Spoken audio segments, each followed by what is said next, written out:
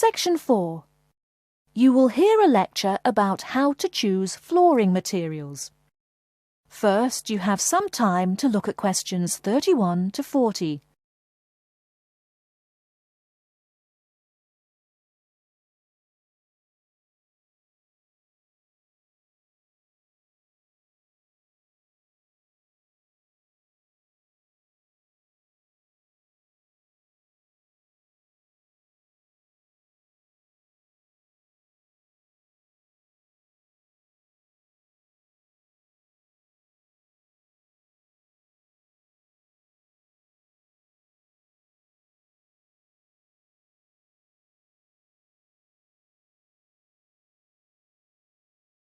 Now listen carefully and answer questions 31 to 40.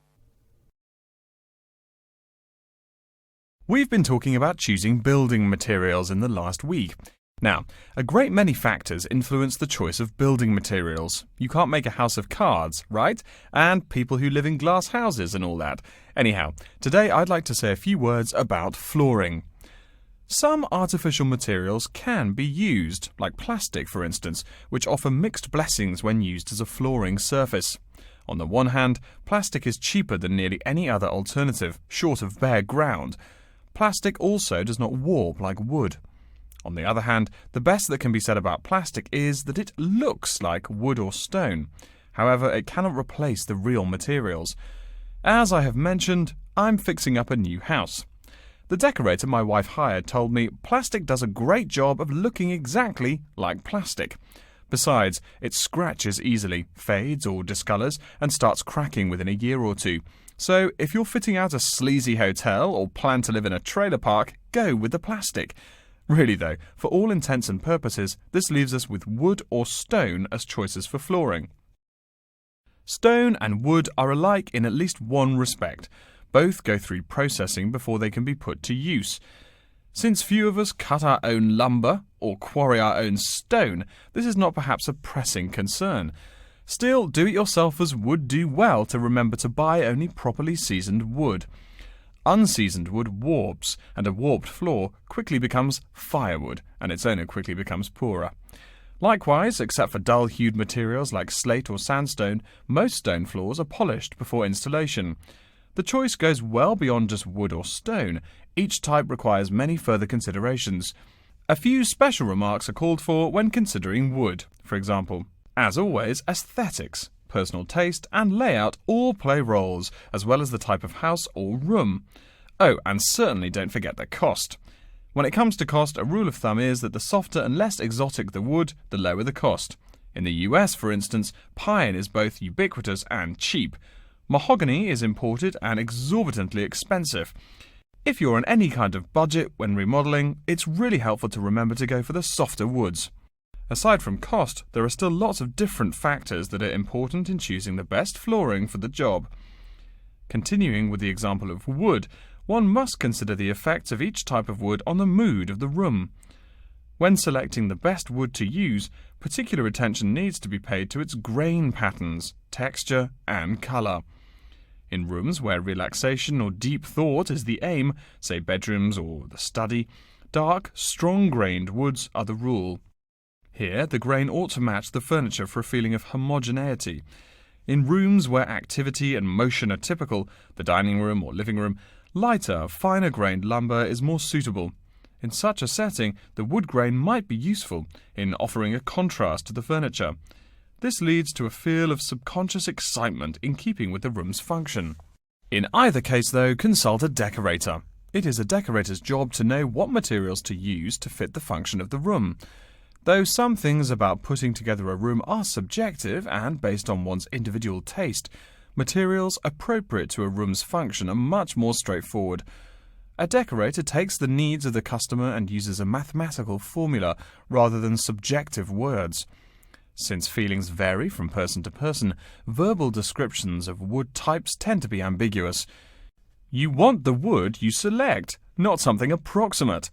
And if you do decide to do it yourself, remember that all wood must be treated with preservatives to enhance its appearance and preserve its natural beauty. In the case of stone, or quarry tile, as flat-cut flooring stone is properly called, a new set of considerations must be weighed up. Simple colour aside, the degree of reflection must be kept in mind. This is called the reflectance rate, which is expressed in a number between 0.0 and 1.0, depending on the amount of light it reflects. At one end of the scale is polished silver. At a rating of 1.0, this shiny surface reflects nearly all of the light directed at it. Numbers closer to 0 describe materials that absorb more light. Moving down the scale a bit, we see that plastic that has been painted white has a rate of 0.8, which makes sense. We know that the colour white reflects all other colour, while black absorbs all colour, and plastic itself is a relatively reflective material. Materials that are denser and darker have reflectance rates much closer to 0. The quarry tile I mentioned a while ago has a rate of 0.1. As you may know, quarry tile is generally dark brown and made from clay, so it is quite dense. Of course, there is considerable variation among types of quarry tile because of the hue or treatment of the clay during its creation. Does anyone have any guesses as to what material may have a rate of almost 0.0? We can guess most of these materials are black in colour, but plastic, wood and even stone reflect some light. One material with a rate of almost 0.0 is black velvet. The texture produces almost no shine at all. Carrara marble, despite its white hue, is actually lower in reflectivity than black onyx. In any case, the fact that tiles vary somewhat should not be forgotten. A highly reflective floor would not be suitable in a library. It would be indispensable in a ballroom, should your home be large enough to feature one. Again, a rule of thumb is that light means lively. Since form and material follow function, one should only use the more reflective materials in rooms where the cultivation and expression of energy is important.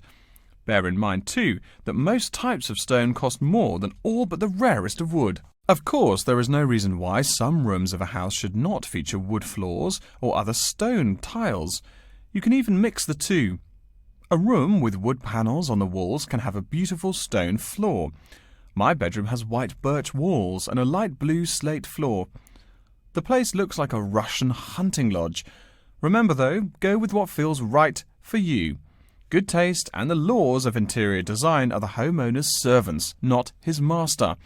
It's only beautiful when you decide it is. I mean, you're the one who lives there, not the decorator, right? Okay, are there any questions? That is the end of section 4. You now have half a minute to check your answers.